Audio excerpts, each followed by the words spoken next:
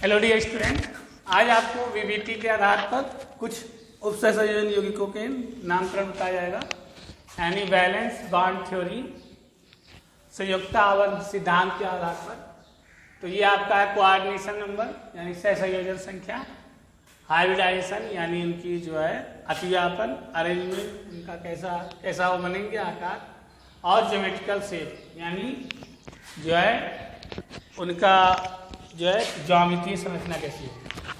तो अगर coordination number यानी सहसंयोजन संख्या 2 हो तो उसमें जो संकरण होता है sp संकरण होता है, जो हाइब्रिडाइजेशन होता है वो sp टाइप का होता है और वो रेखीय बनते हैं और उनका शेप जो है इस तरह एक लीनियर होता है।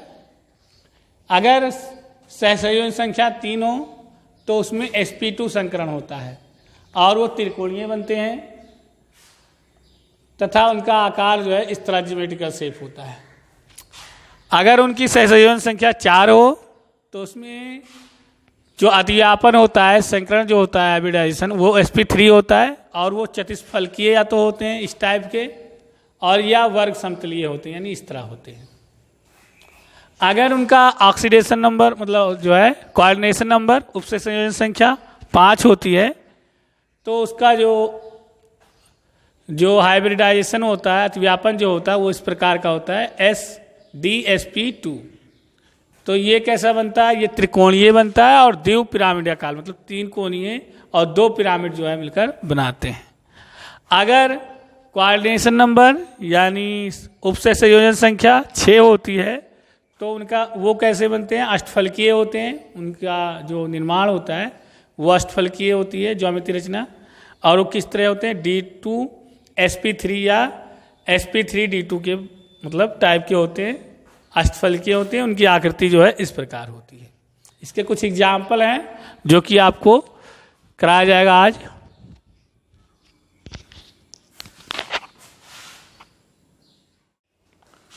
तो स्टूडेंट आपको जो है कुछ संकर यौगिकों के जो है आप उसके बारे में जो है बताया जाएगा, उसका सहसंयोजन संख्या क्या है, उसकी वो हाइब्रिडेशन कैसे कर रहा है, उसका संकरण कैसे हो रहा है, किस प्रकार का वो संकरण है, उसकी जो है बनावट कैसे होगी और उसकी जो है मैग्नेटिक बिहेवियर यानी उसकी चुंबकीय व्यवहार कैसा है, वो अनुचुंबकीय है या प्रतिचुंबकीय है। तो पहले जान लीजिए, प्रतिचुंबकीय मतलब होता है डायामैग्नेटिक, किसे कहते हैं, वे संकर जिनमें सभी इलेक्ट्रॉन युग्मित होते हैं। मतलब अगर कोई संकर ऐसा है यौगिक जिसके सभी इलेक्ट्रॉन जो है जिसमें सभी इलेक्ट्रॉन युग्मित हों तो वो आपका प्रतिचुंबी यानी डायामैग्नेट कहलाता है। और अर्धचुंबकीय मतलब होता है वे संकर जिनमें एक ही कम से कम मतलब जो है एक जो है अयुग्मित इलेक्ट्रॉन हो, मतलब अगर एक से अधिक है तब भी जो है वो पैरामैग्नेटिक होगा। तो आइए इस पर चर्चा करते हैं। आपका है FeCN6 और 4- तो देखिए जो हमारा केंद्रीय धातु है संकर मतलब जो है केंद्रीय धातु जो है वो साइनाइड के 6 आयन से जो है या परमाणु से जो है सहसंयोजन बंध बनाता है, इसलिए इसकी जो कोऑर्डिनेशन नंबर हो जाएगी वो हो जाएगी 6। ठीक, उसके बाद है हाइब्रिडाइजेशन कैसा होगा ये आपको पता करना है। तो जो हमारा केंद्रीय धातु है उसको लेकर चलते हैं चूँकि, तो अगर इसका इलेक्ट्रॉनिक विन्यास करें तो 1s2 2s2 2p6 3s2 3p6 4s2 और 3d6 जोड़ेंगे तो 2 और 6 2 8 और 8 10 2 12 6 18 2 20 और 6 26। अगर यही हम Fe2+ की बात करते हैं, Fe मतलब क्योंकि इसकी जो इस पर जो चार्ज आ गया है, इसकी ऑक्सीजन संख्या जो आ गई है वो +2 आ गई है। अब ये कैसे निकालते हैं इसको भी बता दे रहे हैं आपको आसान तरीका। जैसे पहले तो जो चार्ज होता है आयन उसको लिखते हैं, ठीक है, -4 है, फिर माइनस उसमें से जो है जो हमारा ये लिगेंड होता है उसकी संख्या लिखते हैं, उसको लिखते हैं, फिर गुणे इसका जो ऑक्सीकरण संख्या होता है साइनाइड का -1 होता है तो -1 इससे गुणा कर देते हैं तो -4 -6 ये हो जाएगा -6 यानी, और इधर आएगा बाहर तो +6 हो जाएगा, यानी आपका आ जाएगा प्लस माइनस तो +4 ज़्यादा है तो +2 आ जाएगा। इसलिए इस पर जो इसकी जो फेरस की जो ऑक्सीकरण संख्या होगी वो जो है +2 होगी। तो हम चर्चा Fe की नहीं करेंगे बल्कि Fe+ की करेंगे, ठीक है, 2+ की। तो Fe2+ क्या हो जाएगा, ये हो जाएगा 1s2 2s2 2p6 3s2 3p6 4s2 और 3d4 कर सकते हैं आप, या इसको हटा दीजिए 4s2 क्योंकि बाई को ये रहेगा तो ये आपका जो है गायब हो जाएगा, आपका 3d6 ही रहेगा। ठीक, तो इस तरह भी कर सकते हैं आप Fe2+ का।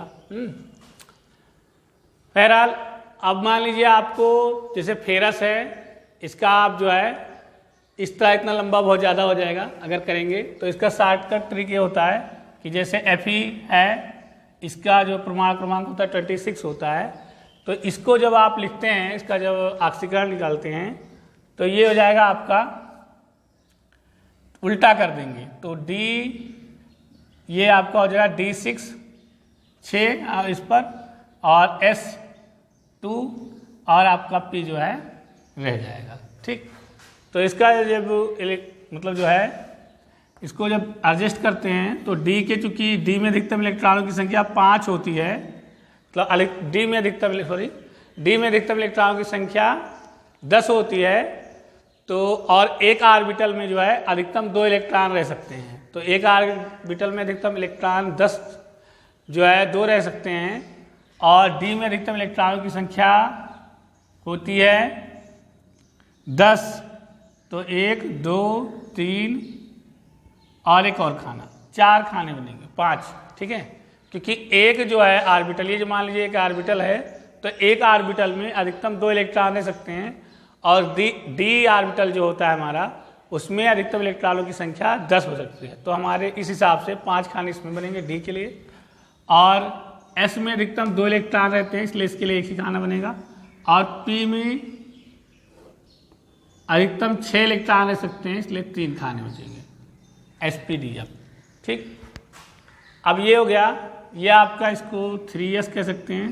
ठीक, ये आपका 4s और ये 4p। ठीक, इस तरह इसको डिवाइड कर लिए। ये आपको ये सब लिखने की बहुत ज़्यादा ज़रूरत नहीं है, केवल समझाने के लिए बताया गया है। तो क्या हो जाएगा, ये इस तरह हो जाएगा, Fe यहाँ से Fe जो है आयन के लिए, ये सब तो आपको समझाने के लिए बता दिया गया है। अब देखिए Fe आयन क्या हो जाएगा आपका फेरस, इसका हाइब्रिडाइजेशन इस तरह होगा। तो आपको क्या बताया गया है, सॉरी ये D 3D, तो D में कितने इलेक्ट्रॉन आए हैं 6। ठीक है, अभी बताया गया था आपको कि इसका 26 होता है, तो 6 इसमें हो गया और 2 इसमें हो गया, उल्टा समझते हैं। ठीक है, ये अगर आपको ना पता हो तब भी आप उसका इलेक्ट्रॉनिक विन्यास ना कीजिए, लेकिन परमाणु क्रमांक अगर आपको मालूम है तो इसको उल्टा कर दीजिए, यानी D में 6 हो जाएगा और S में जो है 2 हो जाएगा। ठीक है, जैसे 26 है तो 6 इसमें हो जाएगा और 2 उसमें हो जाएगा, 2 इलेक्ट्रॉन, तो इसमें कितने हो जाएंगे 6 इलेक्ट्रॉन। तो पहले तो क्या करते हैं, सभी इलेक्ट्रॉनों को भरते हैं एक एक, मतलब जो है आयुमित इलेक्ट्रॉन से, तो 1 2 3 4 5, एक रह गया तो एक को नीचे कर देंगे।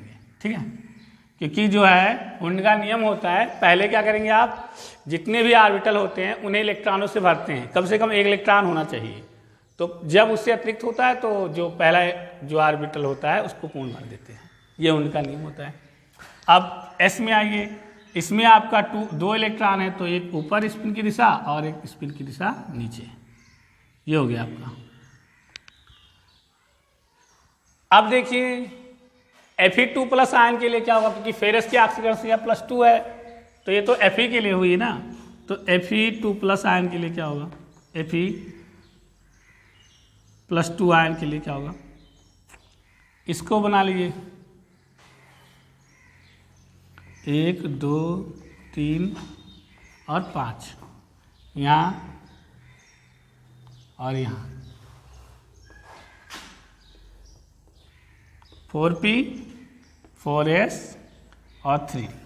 ठीक, अब देखिए +2 मतलब ये हुआ कि 2 धनायन जब होगा फेरस में, जब इसमें से 2 इलेक्ट्रॉन निकल जाएंगे, तो चूंकि ये सबसे बाहरी कोष होगा, तो इलेक्ट्रॉन अगर जाएंगे तो हमारे इसमें से जाएंगे, तो इसको आप ऐसे लिख लेंगे।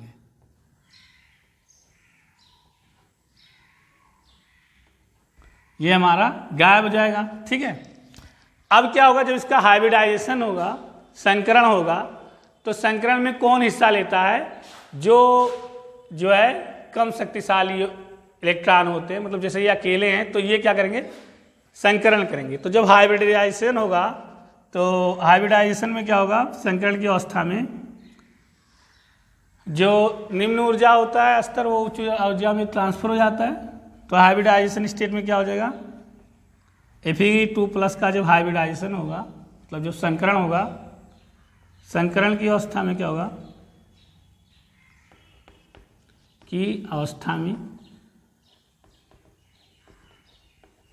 क्या होगा? देख लीजिए, ये हो जाएगा आपका, यहाँ लिख लीजिए चाहे डायरेक्ट, संकरण की अवस्था में हो जाएगा आपका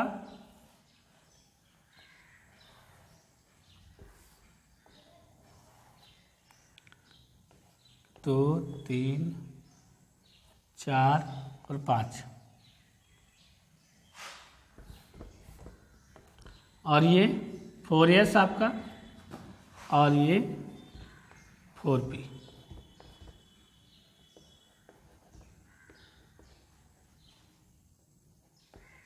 ठीक, तो संकरण की अवस्था में क्या होगा? ये इलेक्ट्रॉन जो है इसके साथ आ जाएगा।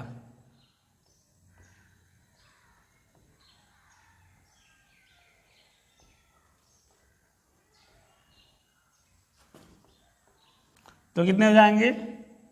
सॉरी, ये यहाँ चला आएगा और इसके साथ में ये आ जाएगा, तो यहाँ जो है 2 खाली रह जाएगा हाइब्रिडाइजेशन की स्थिति में।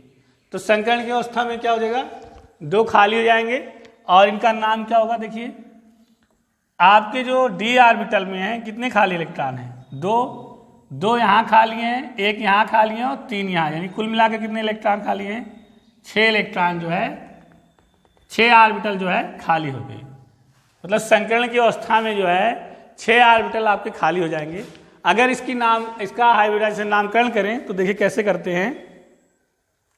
यहाँ 2 खाली है, किसमें? d ऑर्बिटल में, d में। ठीक है, तो d2, d के ऊपर 2 हो गया। ठीक, d2 हो गया, और s का 1 ऑर्बिटल खाली है, s हो गया, और p में कितने ऑर्बिटल खाली है? 1, 2, 3, तो p3। तो इसका नाम क्या हो गया? d2sp3। और d2sp3 ज्योमेट्री रूप में क्या है? अष्टफलकीय है। ठीक है, अष्टफलकीय संकर है, अष्टफलकीय है। अब देखिए मैग्नेटिक बिहेवियर कैसा है। तो मैग्नेटिक बिहेवियर देखने के लिए क्या आपको कंडीशन बताए हैं? अगर वे संकर जिनमें सभी इलेक्ट्रॉन युग्मित होते हैं, अगर सभी युग्मित हों, तो सभी तो युग्मित है नहीं, ठीक है, तो वो है प्रतिचुंबकीय हो जाते हैं। अगर वे संकर जिनमें एक अयुग्मित इलेक्ट्रॉन हो, तो इसमें तो सभी अयुग्मित हो गए ना लास्ट में, तो अंत में सभी युग्मित हो गए। ऐसा कोई नहीं था जो अयुग्मित, मतलब जो है युग्मित नहीं हुआ है, तो सभी लास्ट में जो है सभी जो है, मतलब जब संकरण अवस्था हुआ, मतलब हाइब्रिडाइजेशन जब हुआ, तो सभी इलेक्ट्रॉन इसके युग्मित हो गए। तो सभी इलेक्ट्रॉन युग्मित हो गए, इसलिए आपका ये क्या है? डायामैग्नेटिक है, यानी प्रतिचुंबकीय है, प्रतिचुंबकीय है। ठीक, इस तरह आप इसके बारे में बता दिए। इसमें कैसा हाइब्रिडाइजेशन हो रहा है, किस टाइप का हो रहा है संकरण? d2sp3 टाइप का हो रहा है। इसकी ऑक्सीकरण संख्या कितनी है? 6 है। ये कैसा बन रहा है? अष्टफलकीय, क्योंकि ये जो है d2sp3 किस प्रकार का संकरण होता है, आपको चार्ट में बताया गया था कि ये जो है अष्टफलकीय होता है। और इसका बिहेवियर कैसा है? प्रतिचुंबकीय है, क्योंकि इसमें जो है एक भी अयुग्मित इलेक्ट्रॉन उपस्थित अब नहीं है। ऑक्सीकरण मतलब संकरण के बाद, हाइब्रिडाइजेशन के बाद कोई भी अयुग्मित इलेक्ट्रॉन उपस्थित नहीं है, सभी युग्मित है। अगर एक भी अयुग्मित इलेक्ट्रॉन होता तो आपका होता पैरा मैग्नेटिक, यानी अनुचुंबकीय होता। इसके और भी एग्जाम्पल अभी करा रहे हैं, आपको थोड़ा और समझ में आ जाएगा। नेक्स्ट आपका है सेकेंड नंबर, Fe6 3- इसके बारे में आपकी क्या राय है, ये आपको पता है। तो क्या है फेरस, इसका परमाणु प्लस 26 होता है। तो पहली चीज तो ऑक्सीडेशन नंबर वही रहेगा 6, कि जो साइनाइड है पे 6 जो परमाणु होंगे वो इस पे जो है 6 अणुओं से आप क्रिया करेंगे, तो 6 इलेक्ट्रॉन देकर जो है फेरस से जो है बंद बनाएंगे। तो इसका जो ऑक्सीडेशन नंबर है कोऑर्डिनेशन नंबर 6 हो जाएगा, सहसंयोजक संख्या। अब देखिए ऐसे की बात करें, अगर इलेक्ट्रॉनिक विन्यास तो आपको बताएगा तक, तो एक तो आप जो है आप बहुत करके बना सकते हैं और H2 इलेक्ट्रॉनिक विन्यास करके, और इस आपका तरीका आपको बताए थे कि आप 3D 4S और 4P इस तरह करके लिख सकते हैं, और इसको उल्टा कर देंगे तो 3D 6 हो जाएगा ये, और जो है S पर 2 हो जाएगा। ठीक, अब देखिए तो फेरस एटम का निर्माण कैसे होगा, परमाणु कैसे बनेगा, अगर हम जो है द्वितीय नियम का पालन करें। तो आप जानते हैं डी परमाणु में, डी ऑर्बिटल में जो है अधिकतम इलेक्ट्रॉनों की संख्या जो है 10 होती है। तो 10 और एक ऑर्बिटल में 2 ही इलेक्ट्रॉन रह सकते हैं, तो इसलिए हम इसमें 5 खाने बनाएंगे, 5 में 10 होता है, 4 और एक थोड़ा और बड़ा होते हैं 5। ठीक, 1 2 3 4 5। और फिर S में अधिकतम 2 इलेक्ट्रॉन रहते हैं इस ऑर्बिटल में, तो एक ही खाना बनाएंगे। और P में अधिकतम 6 इलेक्ट्रॉन रहते हैं, इसलिए 2 क्या है 6, तो 3 खाने बनाएंगे। ठीक, इसका नाम है ये आपका 3D, ये 4S और ये 4। ठीक, अब देखिए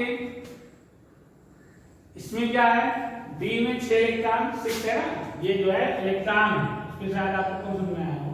तो 6 इलेक्ट्रॉन भरने हैं, तो पहले तो क्या करते हैं उनके नियम से, पहले जो है पहले एक मतलब जो है ऑर्बिटल भरते हैं, एक इलेक्ट्रॉन से भरते हैं एक ऑर्बिटल को। फिर उसके बाद क्या करते हैं, कितने हुए 5 इलेक्ट्रॉन बच गया, उसको पहले वाले को छोड़ना। ठीक, फिर अगले वाले S में कितने हैं 2 इलेक्ट्रॉन है, तो इसमें एक का सर ऊपर एक का नीचे, एक की स्पिन दिशा ऊपर एक की स्पिन दिशा नीचे, P में कोई और नहीं है, इसको ऐसे छोड़ दो। अब देखिए Fe2, क्योंकि इसकी ऑक्सीडेशन स्टेट पहले बता चुके हैं, क्योंकि यहां देखिए बदल जाएगा, यहां क्या होगा निकाल लेते हैं। पहले क्या लिखते हैं हम, जो आयन होता है उसको लिखते हैं माइनस, लिगेंड लिखते हैं तो 6 और 1 Cn पर कितना चार्ज होता है, इसकी ऑक्सीडेशन नंबर -1 होती है, -1 तो -3 इसको पहले लिखते हैं, ठीक है, जो आयन होता है, फिर -6 का अंदर 6 तो ये +6 हो जाएगा, यानी आपका आ जाएगा +3। ठीक, तो इस पर आ जाएगा चार्ज अब +3। ये +3 में क्या होगा, ये तो सॉरी यहाँ होगा +3 आयन क्या होगा, इसका अर्थ ये हुआ +3 मतलब कि 3 इलेक्ट्रॉन आपको गायब करने हैं। Fe2+ था, आपने 2 इलेक्ट्रॉन गायब किए, Fe3 है तो आपको 3 इलेक्ट्रॉन गायब करने हैं।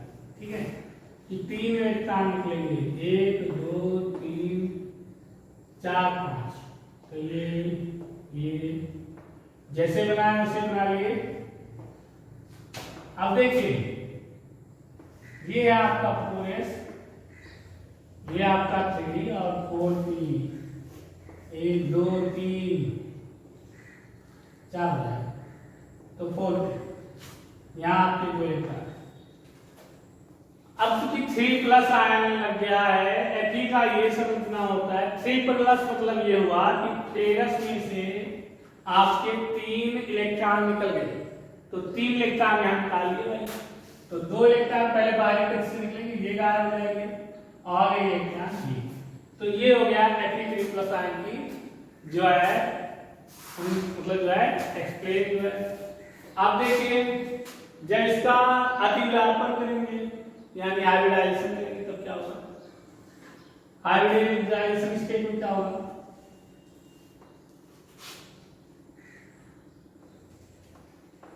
हाइब्रिडाइजेशन स्टेट में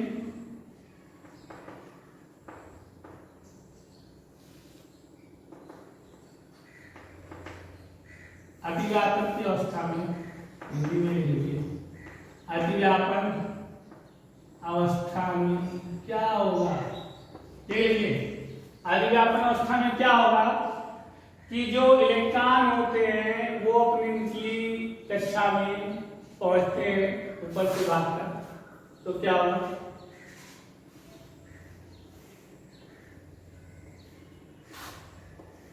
1 2 3 4 तो ये इलेक्ट्रॉन यहाँ आ जाएगा, एक बचला है तो उसको पूर्ण भरने का प्रयास करेगा। अतिव्यापन में क्या होता है, जो ऑर्बिटल होते हैं वो पूर्ण भरने का प्रयास करता है, तो ये इलेक्ट्रॉन यहाँ चला जाएगा और ये इलेक्ट्रॉन आपका खाली रहेगा और बाकी तो स्पेस हो जाएगा। ठीक है, चलिए समझ में आया बात? ये इलेक्ट्रॉन आपका जब अतिव्यापन होगा यानी हाइब्रिडाइजेशन होगा, संकरण होगा, तो ये यहाँ चला जाएगा और ये इसकी जगह ले लेगा और ये जो है लास्ट के दो जो है आपके खाली रहेंगे, दो आते। यहाँ देखिए ये 4s पहले खाली था और यहाँ क्या हो जाएगा 1 2 ये 3 आगे तक बाकी था, ये खाली। अब देखिए कितने खाली रह गए, 1 2 3 4 5 6।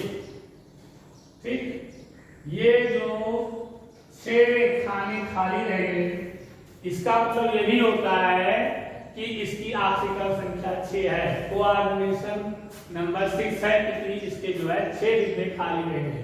तो इस तरह से भी आप पता कर सकते हैं कि कोऑर्डिनेशन नंबर कितना हुआ, या तो आप ऐसे निकाल लीजिए, ठीक है, जो आप जानते हैं पृथ्वी, और या तो ऐसे निकाल लीजिए जब आप डिब्बे खाली कर रखे हैं तो जितने डिब्बे खाली हैं आपके यानी जितने ऑर्बिटल खाली हैं उसकी वही ऑक्सीकरण संख्या हो। ठीक, तो देखिए आगे, अब देखिए नामकरण कैसे होता है, हाइब्रिडाइजेशन किस प्रकार का है, अतिव्यापन कैसा हो रहा है, उसका नाम क्या है। तो देखिए डी में कितने खाली खाने 2 यानी D2 हो गया, एस में कितना डिब्बा खाली है 1, और पी में कितने डिब्बे खाली हैं यानी ऑर्बिटल खाली हैं 1 2 3। तो T2 sp3 किस प्रकार का संकरण होता है, अतिव्यापन होता है, इसमें होता है अष्टफल के यौगिक में होता है, अष्टफल के संकर यौगिक में होता है। तो इसकी संरचना कैसे होगी, अष्टफल के यौगिक। ठीक है, ऑक्टाहेड्रल होगा।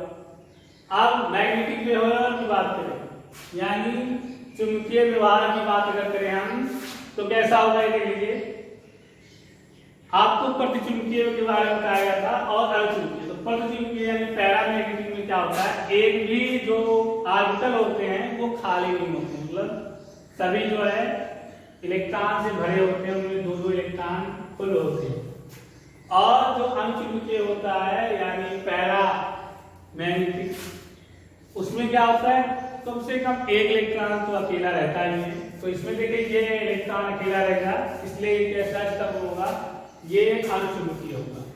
ठीक, अणुचुंबकीय, इसका चुंबकीय व्यवहार कैसा होगा, अणुचुंबकीय ये होगा।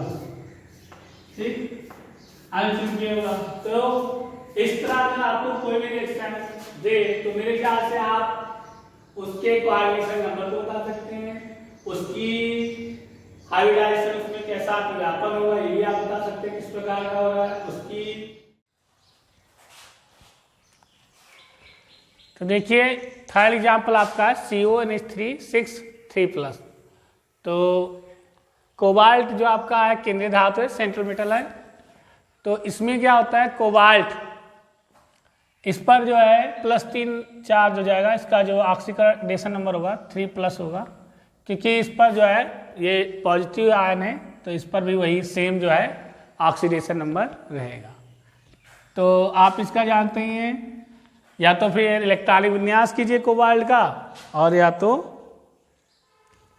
डायरेक्ट रूल लगाइए। तो क्या होता है 3s, ठीक, 4s और 4d। अब देखिए इसकी 2 ही है तो इसको उल्टा कर देते हैं, ठीक है। तो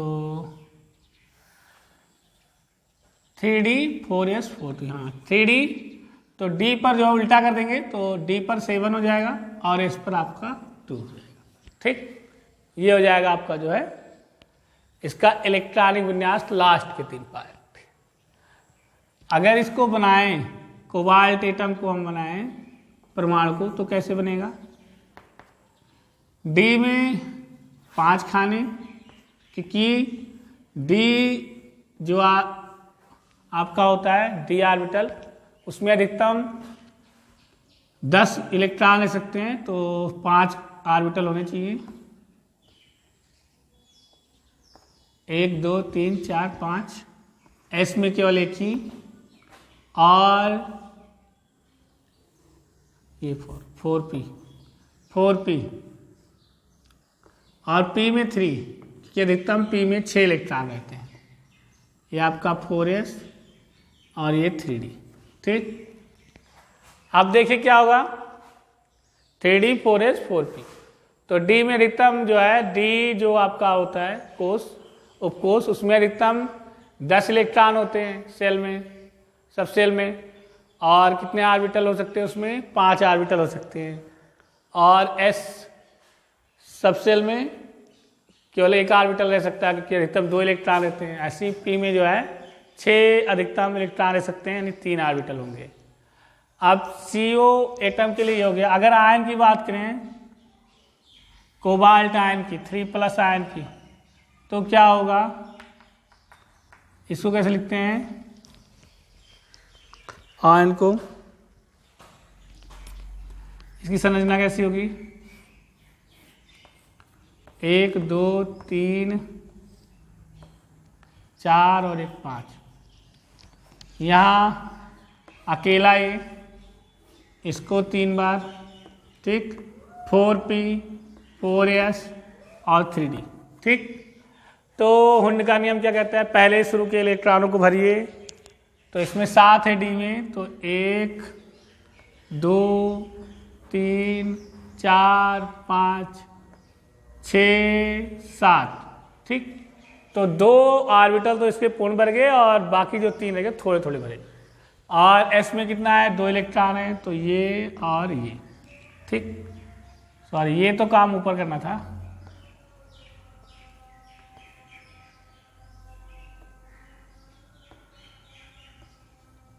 ठीक, अब इसमें क्या करेंगे? 3+ के लिए, यानी 3+ जब आया, जब 3 इलेक्ट्रॉन चले गए, तो 3 इलेक्ट्रॉन भगा दीजिए ऑर्बिटल से, तो 2 तो यहाँ से चला गया और एक यहाँ से चला गया। ठीक, अब जब हाइब्रिडाइजेशन होगा तब क्या होगा देख लीजिए।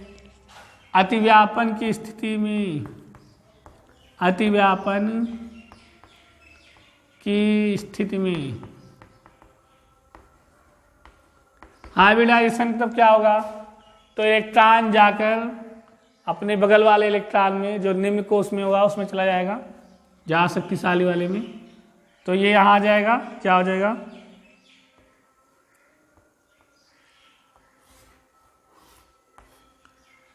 एक दो तीन चार, 1 2 3 4 5, तो ये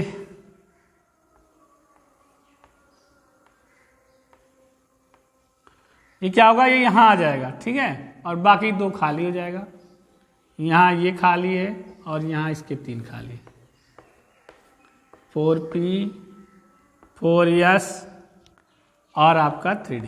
ठीक, क्या होगा हाइब्रिडाइजेशन में? ये इलेक्ट्रॉन यहाँ आ जाएगा और 2 कोष आप, जो 2 ऑर्बिटल आपके खाली हो जाएंगे। ठीक, तो आप देखिए कितने डिब्बे खाली हैं, कितने ऑर्बिटल? 1 2 3 4 5 6, यानी जो हमारा NH3 है वो केंद्रीय धातु के 6 इलेक्ट्रॉनों से 6 परमाणु या आयन से संयोग करेगा, यानी ऑक्सीडेशन नंबर 6 हो जाएगी। ठीक, उसके बाद हाइब्रिडाइजेशन किस प्रकार का होगा देख लीजिए।